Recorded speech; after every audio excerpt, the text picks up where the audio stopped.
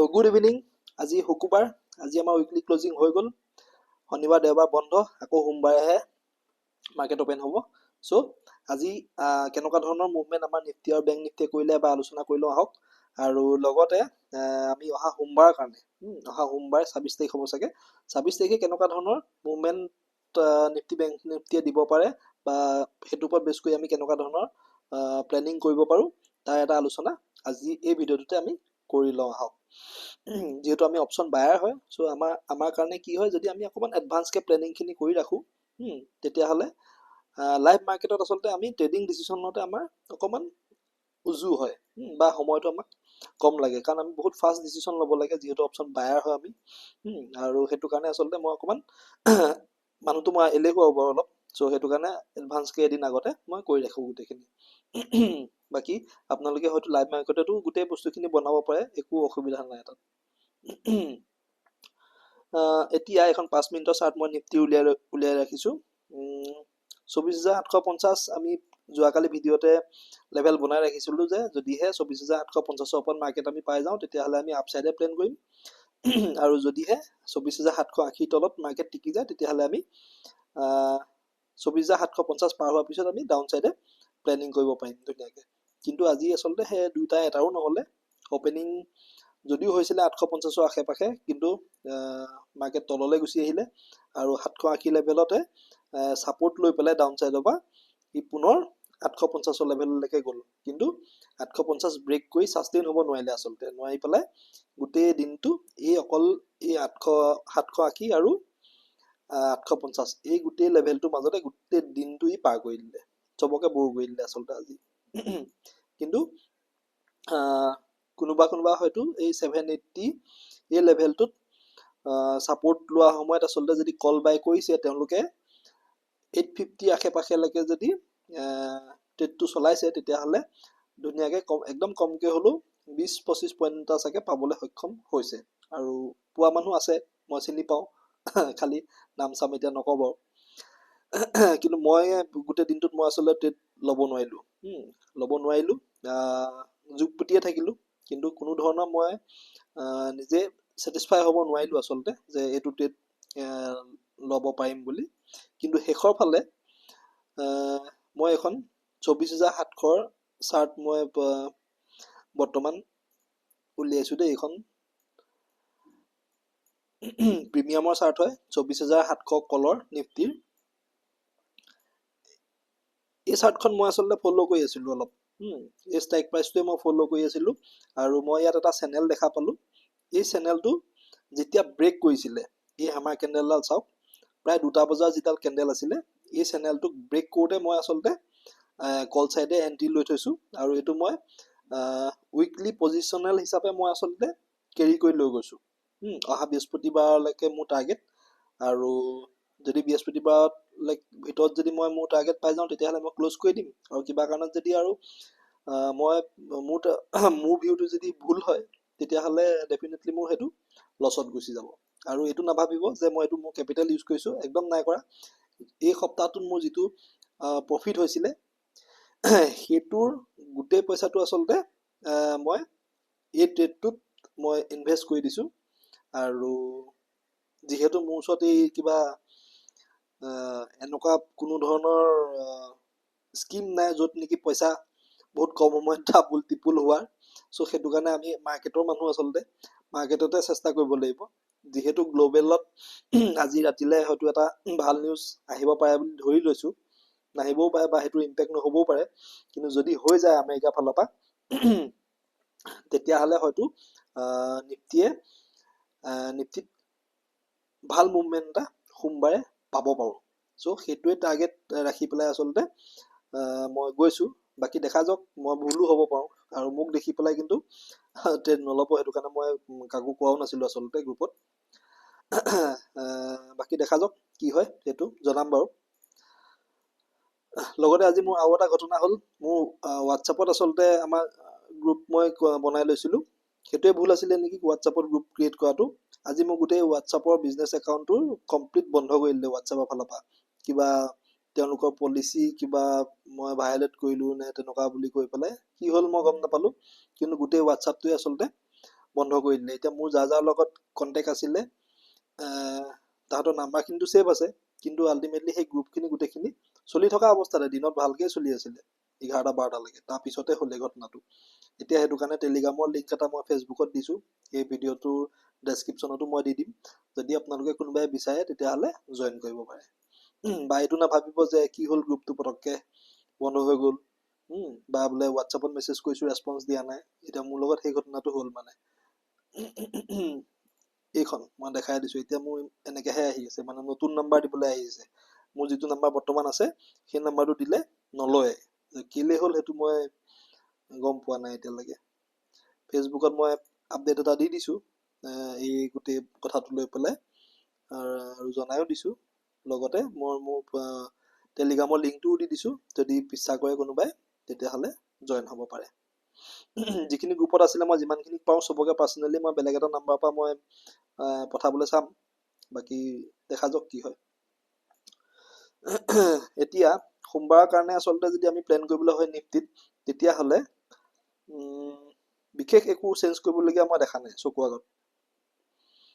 আজি এবাৰ, দুবাৰ, তিনিবাৰ, চাৰিবাৰ, 5বাৰ, ছবাৰ ট্ৰাই কৰিলে। মই কালি পৰহি কথা নকওঁ, আজি 6বাৰ ট্ৰাই কৰিছে নিফটিয়ে 850 লেভেল ব্ৰেক কৰিবৰ কাৰণে, কিন্তু পৰা নাই। এতিয়া কিবা কাৰণত যদি সোমবাৰে 24,850 ব্ৰেক কৰি টিকি যায় নিফটি, তেতিয়াহ'লে আমি পুনৰ 24,920 আৰু 24,960 এই দুটা টাৰ্গেট লৈ পেলাই আমি আপছাইডে প্লেন কৰিব পাৰিম। কিন্তু যদি সোমবাৰে 24,920 ক্ৰছ কৰে নিফটিয়ে, তেতিয়াহ'লে মেবি 25,000 দিশত আগবাঢ়িব পাৰে। কাৰণ শ্বৰ্ট কাভাৰিং আহিব আচলতে। যদি শ্বৰ্ট কাভাৰিং আহে তেতিয়াহ'লে 25,000 লেভেলৰ ওচৰলৈ যাবলৈ নিফটি হয়তো চেষ্টা কৰা আমি দেখা পাব পাৰোঁ।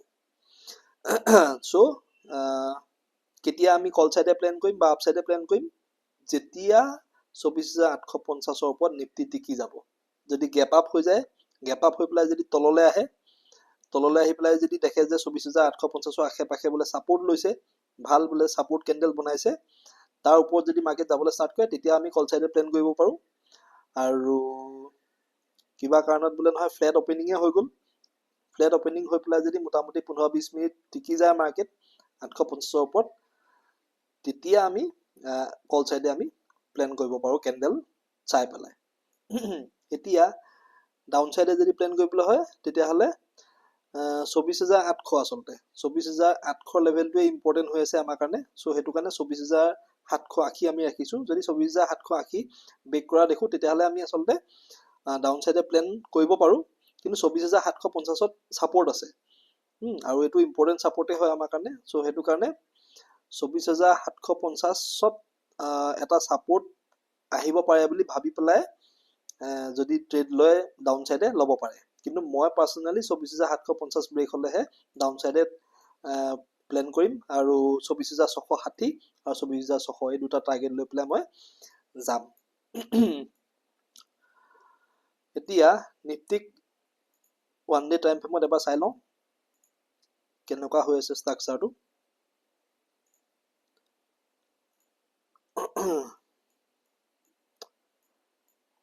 গ্ৰুপটো হোৱাটছআপটো বন্ধ হৈ যোৱাৰ কাৰণে অকণমান মনটো বেয়া লাগি আছে বাৰু দেই। ভাল লাগিছিলেহে, মানুহৰ ৰেছপন্স আহিছিলে গ্ৰুপটোত।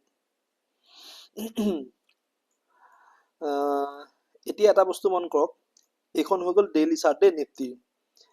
এদিন, দুদিন, 3 দিন, 4 দিন, 5 দিন, যোৱা 5 দিন আমি ধুনীয়াকৈ আপচাইডে মুভমেণ্ট দি আছিলোঁ।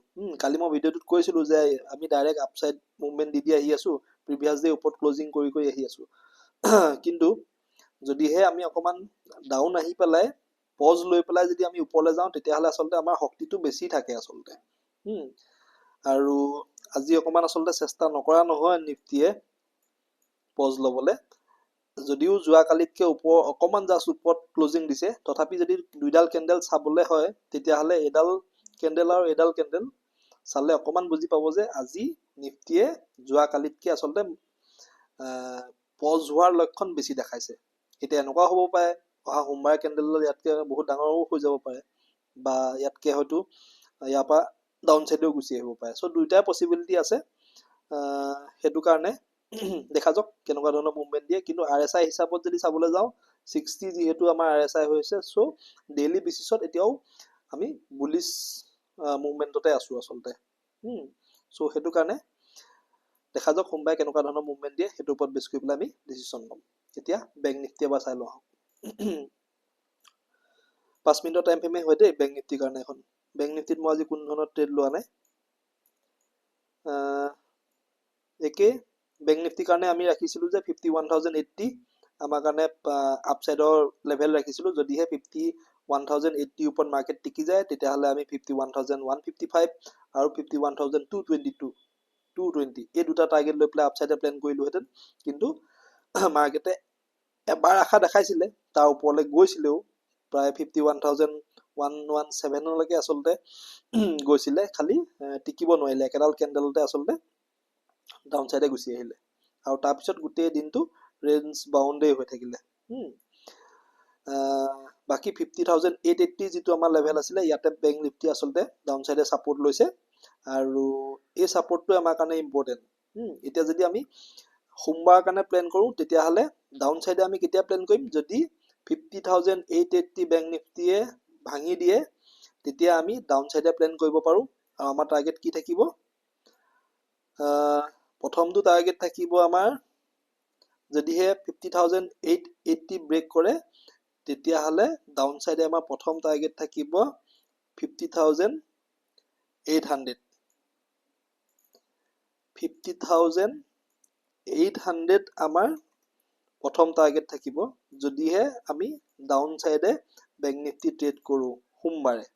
ঠিক আছে, আৰু যদি 50,800 ভাঙি দিয়ে তেতিয়াহ'লে 2 নম্বৰ টাৰ্গেটটো 50,600 এইটো লেভেলৰ আশে পাশে হয়তো আমি 2 নম্বৰ টাৰ্গেটটো আমি ছেট কৰিব পাৰোঁ, নহ'লে 50,600 আমি টাৰ্গেট লৈ পেলাই ডাউন চাইডে যাব পাৰোঁ। বেংক নিফটি কিন্তু এতিয়াও যদিও মানে আজি ICICI বেংক অকলে আচলতে বহুত পজিটিভ আছিলে, কিন্তু ICICI বেংকৰ লগত HDFC আজি ছাপোৰ্ট নিদিলে। চ' সেইটো কাৰণে যদিও মানে ট্ৰেণ্ডটো দেখাত আপচাইডে দেখি আছোঁ, কিন্তু এনেকুৱা লাগি আছে যেন কিবা এটা যেন মানে শক্তিয়ে ওপৰলৈ যাবলৈ দিয়া নাই। সেইটো কাৰণে অকণমান মনত ডাউট হৈ আছে মানে বুলিছ ট্ৰেড ল'বৰ কাৰণে বেংক নিফটিত, সেইটো কাৰণেও মই আজি আচলতে হাতে দিয়া নাই। বাকী সোমবাৰে এটা মুভমেণ্টটো চাই লওঁ কেনেকুৱা হয়। যদিহে কিন্তু সঁচাকৈ 51,800 ওপৰত মাৰ্কেট টিকি যায় সোমবাৰে, তেতিয়াহ'লে কিন্তু 51,155 ফালে যোৱাটো খাটাং। 220 ৰেজিষ্টেঞ্চ পাব আৰু 220 ব্ৰেক কৰিলে 500 ফালে বেংক নিফটি ধুনীয়াকৈ গুচি যাব পাৰিব। চ' সেইটোত কোনো ধৰণৰ অসুবিধা নাই। আপোনালোকক ইয়াৰ লগতে মই আৰু এটা কথা কওঁ, যেতিয়া আপোনালোকে নিফটি বেংকত ট্ৰেড কৰিব তেতিয়া এটা বস্তু মনত ৰাখিব যে নিফটি বেংকৰ যিকেইটা মেইন কম্পনেণ্ট, মানে মেইন কম্পনেণ্ট বুলি ক'বলৈ যিকেইটাই আচলতে যিকেইটা কোম্পানীৰ মুভমেণ্টে আচলতে বেংক নিফটিক চবতকৈ বেছি প্ৰভাৱ মানে প্ৰভাৱ পেলায়, সেই দুটা হ'ল দুটা কোম্পানী মেইন, HDFC বেংক আৰু ICICI বেংক। এই বেংক দুটাৰ মুভমেণ্ট ট্ৰেক কৰিব যদিহে বেংক নিফটিত ট্ৰেড কৰি থাকে, ইভেন নিফটিটো বাৰু। কিন্তু যদিহে বেংক নিফটিৰ বায়াৰটো বহুত আছে আচলতে, বেংক নিফটিত ট্ৰেড কৰা মানুহ বেছি। চ' বেংক নিফটিৰ কথা কৈছোঁ মই। এই বেংক দুটা যিকোনো ধৰণৰ মুভমেণ্টে আপোনাৰ বেংক নিফটিক ডাইৰেক্ট প্ৰভাৱ পেলায়, যিহেতু ইহঁত দুটাৰ ৱেটেজ বেছি। HDFC ৱেটেজ চবতছে বেছি, তাৰপিছতে ICICI বেংকৰ। চ' সেইটো কাৰণে ইহঁত দুটাক ৱাচ লিষ্টত ৰাখি মিনিমাম লগত আৰু খুব বেছি দুটা বেংক ৰাখিব, ইহঁতৰ মুভমেণ্টখিনি ট্ৰেক কৰি থাকিব। সেই মুভমেণ্টখিনিৰ ওপৰত বেছ কৰি ধুনীয়াকৈ আচলতে ট্ৰেডিং ডিচিশ্যন ল'ব পাৰিব এই বেংক নিফটিত।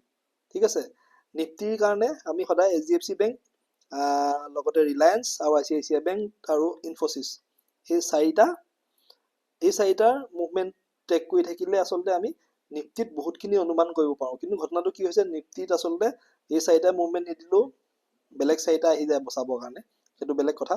কিন্তু যিহেতু বেংক নিফটিত কম্পনেণ্ট কম আছে, চ' সেইটো কাৰণে এই বেংক দুটাৰ ৱেটেজ যথেষ্ট বেছি। এই কথাটো মন কৰিব। আৰু যদি হয়তো বহুতে অলৰেডি জানে সেই কথাটো বা বহুতে চায়, মই সেইটোক লৈ কোৱা নাই, যোনে যোনে নাজানে বা যদি কোনোবাই গম নাপায় তেতিয়াহ'লে এই বস্তুখিনি কিন্তু ডেভেলপ কৰক। বহুতখিনি আপোনাৰ ট্ৰেডিঙত সুবিধা হ'ব বুলি মই ভাবোঁ আচলতে। আৰু বিশেষ নাপাতো, লগতে খালি এটা সৰু কথা কৈ যাওঁ। এই যোৱা এদিন মই ক'বলৈ বিচাৰি আছোঁ, আচলতে চান্স পোৱা নাই, বা ভিডিঅ'টো বেছি দীঘলীয়া হৈ যায় কাৰণে ক'বলৈ বেয়া পাওঁ। মোলৈ যিখিনি ফোন আহিছে বা মেছেজ আহিছে, কিবা আহিছে, এইবিলাকত আচলতে এই গুৱাহাটীৰ যিটো এতিয়া ডাঙৰ কিবা স্কেম এটা বিষয়ে খবৰ ওলাই আছে, আৰু লগতে YBY এপ নেকি, এই সংগীতাৰ কথা আচলতে বহুত মোলৈ আহে। কিন্তু মোৰ কথাটো হৈ গ'ল কি, এই কোম্পানীকেইটা বা কোম্পানী হওক বা যিয়ে হওক, এপেই হওক, ইহঁতি কি কৰিছে, লোকৰ পইচাটো লৈছে, লৈ পেলাই ইনভেষ্টমেণ্ট ক'ৰবাত কৰি পেলাই ইমান % ৰিটাৰ্ণ দিম বুলি আচলতে গোটেই বিজনেছ মডেলটো সেইটো। কিন্তু আমাৰ কথাটো হৈ গ'ল, আমি লাৰ্ণিঙত ফ'কাছ কৰিছোঁ। আমাৰ কথাটো হৈ গ'ল যে অপশ্যন ট্ৰেডিঙে হওক বা ষ্টক ট্ৰেডিঙে হওক, যিয়ে হওক, প্ৰথমতে শিকি লওক। আমাৰ ওচৰতে শিকক বা বেলেগৰ ওচৰতে শিকক, সেইটোক লৈ মোৰ ক'বলগীয়া একো নাই। শিকি লওক, শিকি পেলাই কৰক। কাৰণ ট্ৰেডিঙত এটা বদনামী আছে যে বহুত 90% মানুহে ফেইল হয় বুলি। কিন্তু যদি আপুনি ভালকৈ চাবলৈ যায়, সেই 90%ৰ মাজত খুব বেছি 5%হে ওলাব, যোনে নেকি আচলতে কিবা এটা ট্ৰেইনিং লৈ পেলাই, কিবা এটা শিকি পেলাই আচলতে ট্ৰেডিঙত নামিছে, ভালকৈ যদি চাবলৈ যায়। চ' সেইটো কাৰণে লছ খোৱা মানুহৰ সংখ্যাটো বাঢ়ি যায় আচলতে, বা আজিও যে বেছি, কাৰণটো সেইটো। চ' সেইটো কাৰণে প্ৰথমতে নিজকে ডেভেলপ কৰক। নিজে যদি ডেভেলপ হৈ যায়, তেতিয়াহ'লে মোৰ মতে এই থাৰ্ড পাৰ্টি কাৰো প্ৰয়োজন নাই এই ইনভেষ্টমেণ্ট বা ট্ৰেডিং কৰিবৰ কাৰণে। সেই বস্তুটো চাব। আজিও বহুত মানুহ আছে যাক নেকি অকল কল আৰু পুটহে লাগে, বা ইনভেষ্টমেণ্ট পইচা দিম, কিমান % ৰিটাৰ্ণ দিব, এনেকুৱাহে কথাবোৰ। চ' সেনেকুৱা যদি ভাবে, তেতিয়াহ'লে মানে যোনে হ'লেও মানে সুযোগ পাব ন, যোন হ'লেও সুযোগ পাব। আজি মোকে যদি আপোনালোকে সদায় কৈ থাকে যে আপোনাক পইচা দিছোঁ, আপুনি লওক, শেষত চাগে ময়ো মানুহে, শেষত চাগে ময়ো কৈ দিম, দিয়ক, যিমান দিয়ে দিয়ক, 10-20 হাজাৰ কোটি টকা যেতিয়া হ'ব ময়ো পলাই যাম। চ' কথাটো হৈ গ'ল, কিয় তেনেকুৱা কৰিব লাগে? তাতকে অকণমান সময় খৰচ কৰি পেলাই, পইচাটোতো ডাঙৰ কথা নহয়, যিকোনো কৰ্চৰ কাৰণে পইচাটো ডাঙৰ কথা নহয়, মই জানো সেই কথাটো। কিন্তু সময় উলিয়াই অকণমান যদি আপোনালোকে খৰচ কৰি পেলাই শিকি লয় মাৰ্কেটখনৰ বিষয়ে, তেতিয়াহ'লে মই ভাবোঁ লাহে লাহে ধুনীয়াকৈ কাৰো সহায় নোলোৱাকৈ ট্ৰেডিঙো কৰিব পাৰিব, প্লাছ ইনভেষ্টমেণ্টতো নিজেই কৰিব পাৰিব। সম্পূৰ্ণ ট্ৰেনজেকশ্যন আপোনালোকৰ নিজৰ হাতত থাকিব। হ'ব দিয়ক, বেছি দীঘলীয়া নকৰোঁ, বাকী সোমবাৰে লগ পাম। ধন্যবাদ। এতিয়ালৈকে যদি কোনোবাই চাই আছে, ৰাখিছোঁ।